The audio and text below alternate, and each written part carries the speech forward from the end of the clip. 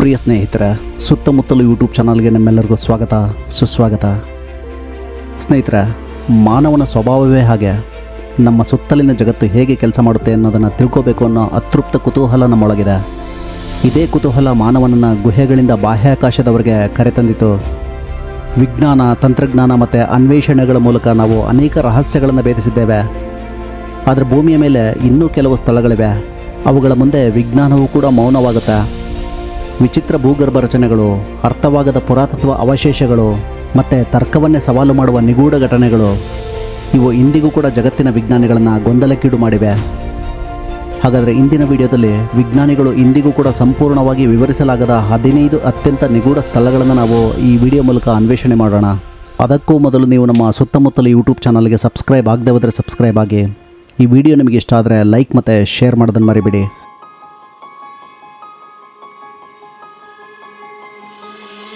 ವೆನಿಜುವೆಲಾ ದೇಶದ ಲೇಕ್ ಮರಕೈಬೋ ಮೇಲೆ ರಾತ್ರಿ ಆಕಾಶವು ಕೆಲವೊಮ್ಮೆ ನಿಲ್ಲದೆ ಹೊಳೆಯುತ್ತೆ.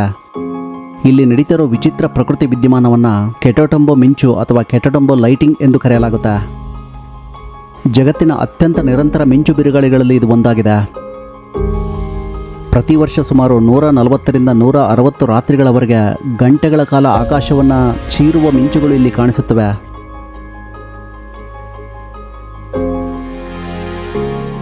ಕೆಲ ಅಂದಾಜುಗಳ ಪ್ರಕಾರ ವರ್ಷಕ್ಕೆ ಸುಮಾರು 1 ಮಿಲಿಯನ್ ಮಿಂಚುಗಳು ಇಲ್ಲಿ ಉಂಟಾಗಬಹುದು ಅಂತ ಹೇಳಲಾಗುತ್ತೆ. ಇದನ್ನು ದೂರದಿಂದ ನೋಡಿದರೆ ಇಡೀ ಆಕಾಶವೇ ವಿದ್ಯುತ್ ಹೊಳಪಿನಿಂದ ಹುರಿಯುವಂತೆ ಕಾಣಿಸುತ್ತೆ. ಅತ್ಯಂತ ವಿಚಿತ್ರ ಸಂಗತಿ ಏನೆಂದರೆ, ಇದು ಶತಮಾನಗಳಿಂದ ನಡೀತಿದ್ರೂ ಕೂಡ ವಿಜ್ಞಾನಿಗಳು ಇಂದಿಗೂ ಕೂಡ ಇದರ ನಿಖರ ಕಾರಣವನ್ನು ಇನ್ನೂ ಸಂಪೂರ್ಣವಾಗಿ ವಿವರಿಸಲಾಗಿಲ್ಲ. ಕೆಲವರು ಕರೇಬಿಯನ್ ಸಮುದ್ರದ ಬಿಸಿ, ತೇವಾಂಶದ ಗಾಳಿ ಮತ್ತು ಆಂಡೀಸ್ ಪರ್ವತಗಳಿಂದ ಇಳಿಯುವ ತಂಪು ಗಾಳಿಯ ಡಿಕ್ಕಿಯೇ ಇದಕ್ಕೆ ಕಾರಣ ಎನ್ನುತ್ತಾರೆ. ಇನ್ನು ಕೆಲವರು ಸರೋವರದ ಕೆಳಗಿನ ತೈಲ ಮತ್ತು ಖನಿಜ ನಿಕ್ಷೇಪಗಳಿಗೆ ಸಂಬಂಧ ಇರ್ಬೋದು ಅಂತ ನಂಬ್ತಾರೆ. ವಿಚಿತ್ರವೇನೆಂದರೆ, ಶತಮಾನಗಳ ಕಾಲ ನಾವಿಕರು ಇದನ್ನು ನೈಸರ್ಗಿಕ ದೀಪಸ್ತಂಭವಾಗಿ ಬಳಸ್ತಾ ಇದ್ರು.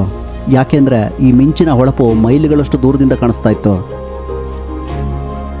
ಮತ್ತು ಕತ್ತಲೆ ನೀರಿನಲ್ಲಿ ಸುರಕ್ಷಿತ ದಾರಿಯನ್ನು ಇದು ತೋರಿಸ್ತಾ ಇತ್ತು. ಇಂದಿಗೂ ಕೂಡ ಇದು ಪ್ರಕೃತಿಯ ಅತ್ಯಂತ ನಿಗೂಢ ಮತ್ತು ಅದ್ಭುತ ದೃಶ್ಯಗಳಲ್ಲಿ ಒಂದಾಗಿ ಉಳ್ಕೊಂಡಿದೆ.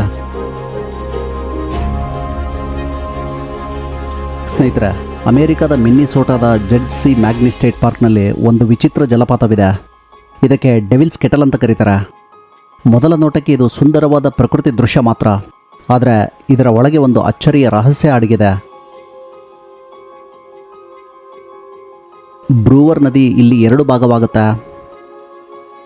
ನೀರಿನ ಒಂದು ಭಾಗ ಸಾಮಾನ್ಯವಾಗಿ ಜಲಪಾತವಾಗಿ ಕೆಳಗೆ ಹರಿಯುತ್ತೆ, ಆದರೆ ಮತ್ತೊಂದು ಭಾಗ ಅಚಾನಕ್ಕಾಗಿ ಒಂದು ಆಳವಾದ ಕಲ್ಲಿನ ರಂಧ್ರದೊಳಗೆ ಮಾಯವಾಗುತ್ತೆ. ವರ್ಷಗಳ ಕಾಲ ವಿಜ್ಞಾನಿಗಳು ಇದನ್ನು ಪರೀಕ್ಷೆ ಮಾಡಿದ್ದಾರೆ. ಬಣ್ಣದ ಡೈ ಹಾಕಿದ್ದಾರೆ, GPS ಸಾಧನಗಳನ್ನು ಹಾಕಿದ್ದಾರೆ, ಮರದ ತುಂಡುಗಳು ಮತ್ತು ಇತರ ವಸ್ತುಗಳನ್ನು ಕೂಡ ಒಳಗೆ ಎಸ್ತು ನೋಡಿದ್ದಾರೆ. ಆದರೆ ಆಶ್ಚರ್ಯಕರವಾಗಿ ಅವುಗಳ ಯಾವುದೂ ಮತ್ತೆ ಹೊರಬಂದಿಲ್ಲ. ಇದರಿಂದಲೇ ಈ ನೀರು ಭೂಗತ ಗುಹೆಗಳು ಮತ್ತು ಅಜ್ಞಾತ ಸುರಂಗಗಳ ಮೂಲಕ ಹೋಗುತ್ತೆ ಎಂಬ ಸಿದ್ಧಾಂತಗಳು ಹುಟ್ಕೊಂಡಿದ್ದಾವೆ. ಇನ್ನೂ ವಿಚಿತ್ರವಾಗಿ ಸ್ವಲ್ಪ ದೂರ ಕೆಳಗೆ ನದಿಯ ನೀರಿನ ಪ್ರಮಾಣ ಮತ್ತೆ ಹೆಚ್ಚಾಗುತ್ತೆ. ಅಂದರೆ ನೀರು ಎಲ್ಲೋ ಹೊರಗಡೆ ಬರುತ್ತೆ, ಆದರೆ ಇದು ಹೇಗೆ, ಎಲ್ಲಿ ಮತ್ತು ಯಾವ ಮಾರ್ಗದಲ್ಲಿ ಹೋಗುತ್ತದೆ ಎಂಬುದು ಇಂದಿಗೂ ಕೂಡ ಸ್ಪಷ್ಟವಾಗಿಲ್ಲ. ಅದಕ್ಕಾಗಿಯೇ ಡೆವಿಲ್ಸ್ ಕೆಟಲ್ ಒಂದು ಕೇವಲ ಜಲಪಾತವಲ್ಲ, ಅದು ಪ್ರಕೃತಿ ಇನ್ನೂ ಸಂಪೂರ್ಣವಾಗಿ ಬಿಚ್ಚಿಡದ ಒಂದು ಜೀವಂತ ರಹಸ್ಯವಾಗಿದೆ.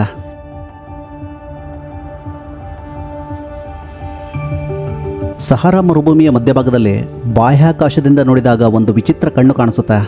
ಅದಕ್ಕೆ ರಿಚಾರ್ಡ್ ರಚನೆ ಅಂತ ಕರೀತಾರೆ. ಸುಮಾರು 40 ಕಿಲೋಮೀಟರ್ ಅಗಲದ ಈ ಬೃಹತ್ ವೃತ್ತಾಕಾರದ ರಚನೆ ಮಾರಿಟೌನಿಯಾದ ನಿರ್ಜನ ಮರುಭೂಮಿಯಲ್ಲಿ ಅಡಗಿದೆ. ಮೇಲಿನಿಂದ ನೋಡಿದರೆ ಇದು ಸಂಪೂರ್ಣ ಸಿಮೆಟ್ರಿಕ್ ಉಂಗುರಗಳಂತೆ ಕಾಣಿಸುತ್ತೆ, ಆದರೆ ನೆಲದ ಮೇಲೆ ನಿಂತರೆ ಇದು ಸಾಮಾನ್ಯ ಮರುಭೂಮಿಯ ಭಾಗವೆಂದು ಮಾತ್ರ ಅನಿಸುತ್ತೆ. ಇಲ್ಲಿ ಯಾವುದೇ ಎತ್ತರ ಅಥವಾ ಯಾವುದೇ ಗಡಿ ಸ್ಪಷ್ಟವಾಗಿ ಕಾಣಿಸೋದಿಲ್ಲ. ಹಿಂದೆ ಇದನ್ನು ಉಲ್ಕಾ ಘರ್ಷಣೆಯಿಂದ ಉಂಟಾದ ಕ್ರೆಟಲ್ ಎಂದು ನಂಬಲಾಗ್ತಿತ್ತು, ಆದರೆ ನಂತರದ ಅಧ್ಯಯನಗಳು ಇದು ವಾಸ್ತವವಾಗಿ ಭೂಮಿಯ ಒಳಗಿನ ರಚನೆಗಳಿಂದ ರೂಪುಗೊಂಡ ಭೌಗೋಳಿಕ ಗುಮ್ಮಟ ಅಂತ ತೋರಿಸಿವೆ. ಲಕ್ಷಾಂತರ ವರ್ಷಗಳ ಕಾಲ ಬಂಡೆಗಳು ಮೇಲಕ್ಕೆ ಎತ್ತಲ್ಪಟ್ಟು ನಂತರ ಗಾಳಿ ಮತ್ತು ಸವೆತದಿಂದ ಈ ಉಂಗುರಗಳು ತೆರೆದುಕೊಂಡಿದ್ದಾವೆ. ಆದರೆ ಒಂದು ರಹಸ್ಯ ಇನ್ನೂ ಉಳ್ಕೊಂಡಿದೆ. ಅದರ ನಿಖರವಾದ ಕೇಂದ್ರ ಭಾಗ ಮತ್ತು ಅದು ಹೇಗೆ ಸಮಮಿತವಾಗಿ ರೂಪುಗೊಳ್ತು ಎಂಬುದು ಇಂದಿಗೂ ಕೂಡ ಸಂಪೂರ್ಣವಾಗಿ ಸ್ಪಷ್ಟವಾಗಿಲ್ಲ. ಕೆಲ ವಿಜ್ಞಾನಿಗಳು ಇಲ್ಲಿ ಜ್ವಾಲಾಮುಖಿ ಅಥವಾ ಜಲ ಚಟುವಟಿಕೆಗಳ ಪಾತ್ರ ಇರ್ಬೋದು ಅಂತ ಮಾತ್ರ ಊಹಿಸ್ತಾರೆ. ಇದರ ವಿಶಿಷ್ಟ ಆಕಾರದಿಂದ ಈ ರಿಚಾರ್ಡ್ ರಚನೆಯನ್ನು ಸಹರಾದ ಕಣ್ಣು ಎಂದು ಕರೆಯಲಾಗುತ್ತೆ.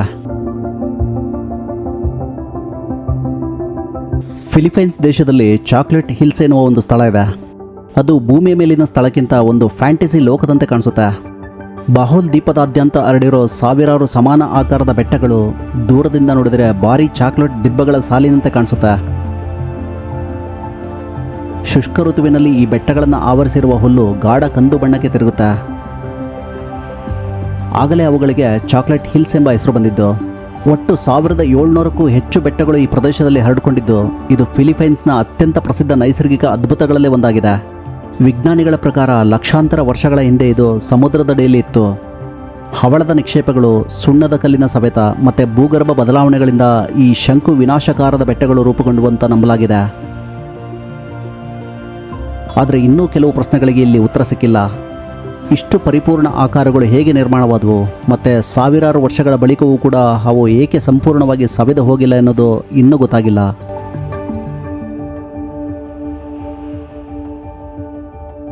ಸೌದಿ ಅರೇಬಿಯಾದ ತೇಮಾ ಓಯಸಿಸ್ ಹತ್ತಿರದ ಮರುಭೂಮಿಯಲ್ಲಿ ಒಂದು ವಿಚಿತ್ರ ಶಿಲಾರಚನೆ ಇದೆ. ಇದಕ್ಕೆ ಅಲ್ ನಜ್ಲಾ ರಾಕ್ ಅಂತ ಕರೀತಾರೆ. ಸುಮಾರು 20 ಅಡಿ ಎತ್ತರ ಮತ್ತು 30 ಅಡಿ ಅಗಲದ ಈ ಬೃಹತ್ ಮರಳುಗಲ್ಲು ದಶಕಗಳಲ್ಲ, ಲಕ್ಷಾಂತರ ವರ್ಷಗಳಿಂದ ನೇರವಾಗಿ ನಿಂತಿರುವಂತೆ ಕಾಣಿಸುತ್ತೆ. ಆದರೆ ಇದರ ಅತ್ಯಂತ ವಿಚಿತ್ರ ಭಾಗವೇನೆಂದರೆ ಈ ಬಂಡೆ ಮಧ್ಯದಲ್ಲಿ ಸಂಪೂರ್ಣ ನಿಖರವಾಗಿ 2 ಭಾಗಗಳಾಗಿ ವಿಭಜನೆ ಆಗಿದೆ. 2 ತುಂಡುಗಳು ಇಷ್ಟು ಸರಾಗವಾಗಿ ಬೇರ್ಪಟ್ಟಿರೋದು ಒಂದು ನೈಸರ್ಗಿಕ ಅದ್ಭುತ ಆಗಿದೆ. ಇದನ್ನು ನೋಡಿದರೆ ಇದರಲ್ಲಿ ಮಾನವನ ಹಸ್ತಕ್ಷೇಪ ಇದೆ ಅಂತ ಅನಿಸುತ್ತೆ. ವಿಜ್ಞಾನಿಗಳ ಪ್ರಕಾರ ಇದು ಭೂಮಿಯ ಒತ್ತಡ, ಟ್ಯಾಕ್ಟೋನಿಕ್ ಚಲನೆ ಮತ್ತು ಸವೆತದ ಪರಿಣಾಮವಾಗಿ ಮರಳುಗಲ್ಲಿನಲ್ಲಿ ಉಂಟಾದ ನೈಸರ್ಗಿಕ ಬಿರುಕು ಆಗಿರ್ಬೋದು ಅಂತ ನಂಬ್ತಾರೆ.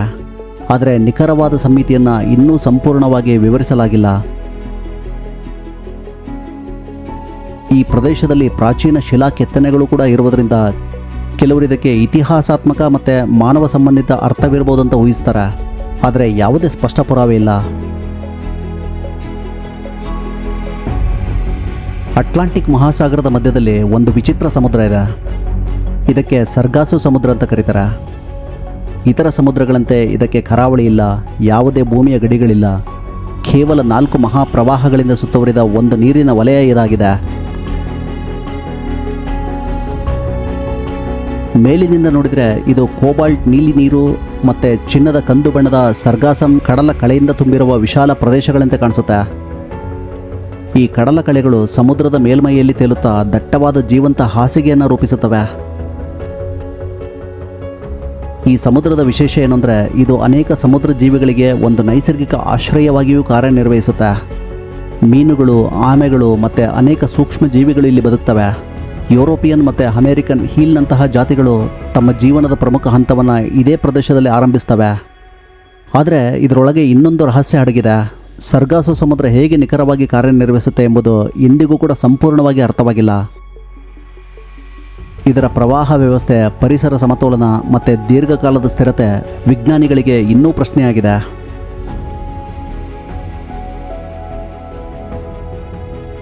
ರಷ್ಯಾದ ಕರೋನಿಯನ್ ಸ್ಟ್ರೀಟ್ನಲ್ಲಿ ಒಂದು ವಿಚಿತ್ರವಾದ ಅರಣ್ಯವಿದೆ.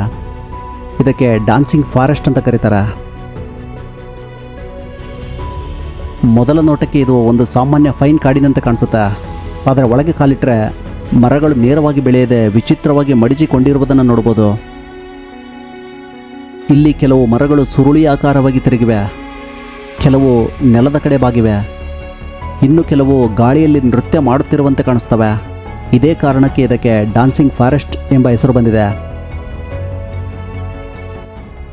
ವಿಜ್ಞಾನಿಗಳ ಪ್ರಕಾರ ಈ ಅಸಾಮಾನ್ಯ ಆಕಾರಗಳಿಗೆ ಬಲವಾದ ಕರಾವಳಿ ಗಾಳಿಗಳು, ಮರಳು ಮಣ್ಣು ಮತ್ತು ವಿಶೇಷ ಹವಾಮಾನ ಕಾರಣವಾಗಿರ್ಬೋದು. ಆದರೆ ವಿಚಿತ್ರ ಸಂಗತಿ ಏನಂದರೆ ಒಂದೇ ಪ್ರದೇಶದ ಎಲ್ಲ ಮರಗಳು ಒಂದೇ ರೀತಿಯಲ್ಲಿ ಬೆಳೆದಿಲ್ಲ.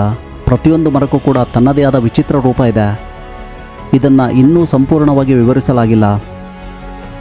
ಈ ಕಾಡಿನ ಮೌನ, ವಕ್ರವಾದ ಮರಗಳು ಮತ್ತು ನೆರಳುಗಳು ಒಟ್ಟಾಗಿ ಒಂದು ಅಸಹಜ ವಾತಾವರಣವನ್ನು ಸೃಷ್ಟಿಸ್ತವೆ. ಅದಕ್ಕಾಗಿ ಇದಕ್ಕೆ ಡ್ಯಾನ್ಸಿಂಗ್ ಫಾರೆಸ್ಟ್ ಎಂದು ಕರೆಯಲಾಗುತ್ತೆ. ಇದು ಇಂದಿಗೂ ಕೂಡ ಪ್ರಕೃತಿಯ ಅತ್ಯಂತ ರಹಸ್ಯಮಯ ಸ್ಥಳಗಳಲ್ಲಿ ಒಂದಾಗಿ ಉಳ್ಕೊಂಡಿದೆ. ನಾಜ್ಕಾ ರೇಖೆಗಳು ಅಥವಾ ನಾಜ್ಕಾ ಲೈನ್ಸ್.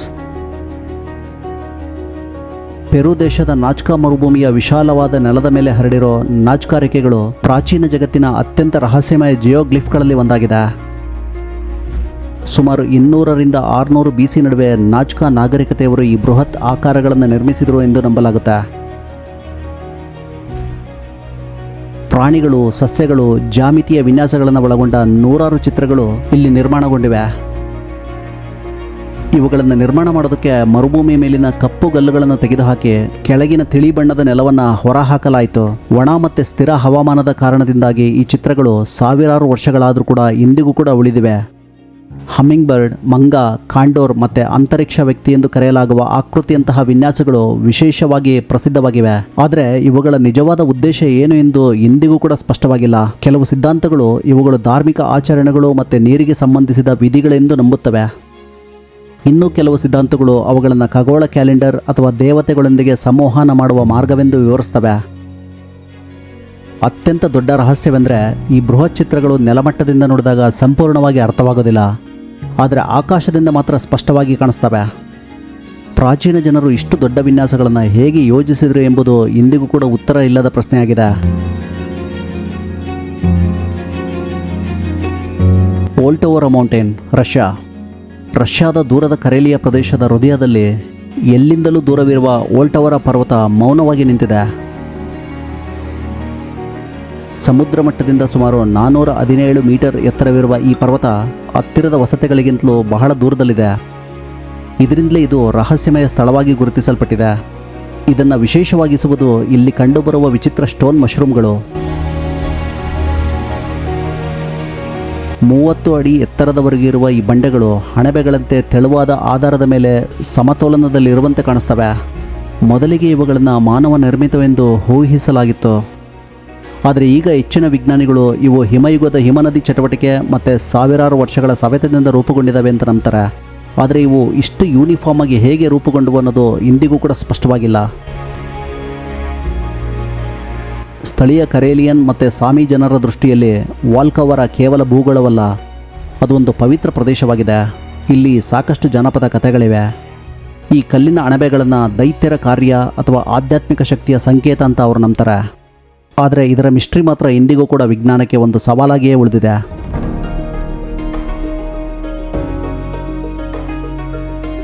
ಮೆಕ್ಸಿಕೋದ ಡುರಾಂಗೋ ಮರುಭೂಮಿಯ ಮಧ್ಯೆ ಒಂದು ವಿಚಿತ್ರ ಸ್ಥಳ ಇದೆ. ಇದಕ್ಕೆ ಝೋನ್ ಆಫ್ ಸೈಲೆನ್ಸ್ ಅಥವಾ ಮೌನ ವಲಯ ಎಂದು ಕರೆಯಲಾಗುತ್ತೆ. ಮೊದಲ ನೋಟಕ್ಕೆ ಇದು ಸಾಮಾನ್ಯ ಬಯಲು ಮರುಭೂಮಿ ಅಂತ ಕಾಣಿಸುತ್ತೆ.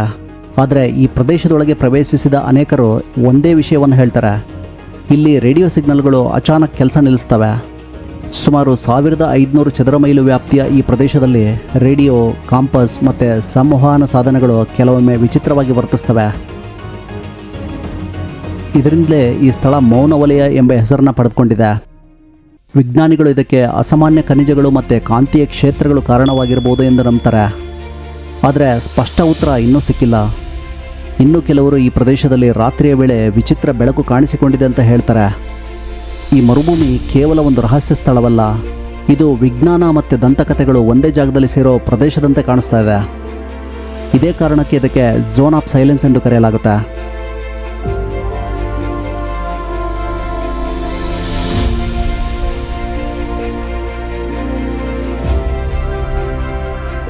ನ್ಯೂ ಮೆಕ್ಸಿಕೋದ ಶಾಂತಪಟ್ಟಣ ಟಾವೋಸ್ ಸಾಮಾನ್ಯವಾಗಿ ಪ್ರವಾಸಿಗರಿಗೆ ಇನ್ನೊಂದು ಸಣ್ಣ ಅಮೆರಿಕನ್ ಟೌನ್ ಥರ ಕಾಣಿಸುತ್ತೆ.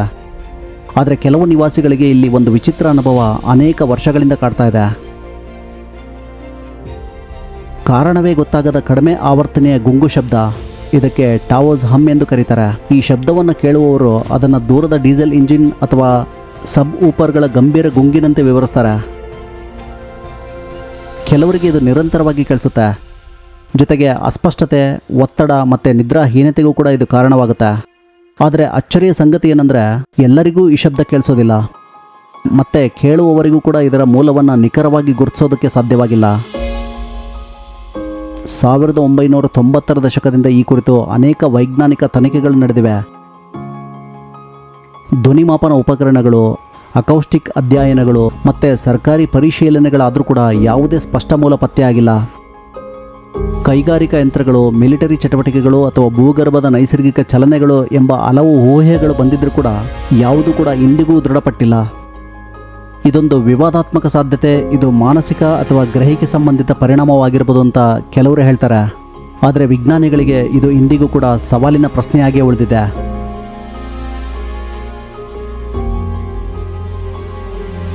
ಟ್ಯಾಬಿಯ ನಕ್ಷತ್ರ, ಟ್ಯಾಬಿ ಸ್ಟಾರ್. ಸ್ನೇಹಿತರೆ, ತಂತ್ರಜ್ಞಾನ ಅಭಿವೃದ್ಧಿ ಆಗ್ತಿದ್ದಂತೆ ನಾವು ಬ್ರಹ್ಮಾಂಡವನ್ನು ಹಿಂದೆಂದಿಗಿಂತ ಹೆಚ್ಚು ಸ್ಪಷ್ಟವಾಗಿ ನೋಡೋದಕ್ಕೆ ಸಾಧ್ಯವಾಗಿದೆ. ಆದರೆ ಕೆಲವೊಮ್ಮೆ ಈ ಹೊಸ ಕಂಡು ಹಿಡಿಕೆಗಳೇ ಇನ್ನಷ್ಟು ಪ್ರಶ್ನೆಗಳನ್ನು ಹುಟ್ಟುಹಾಕ್ತವೆ.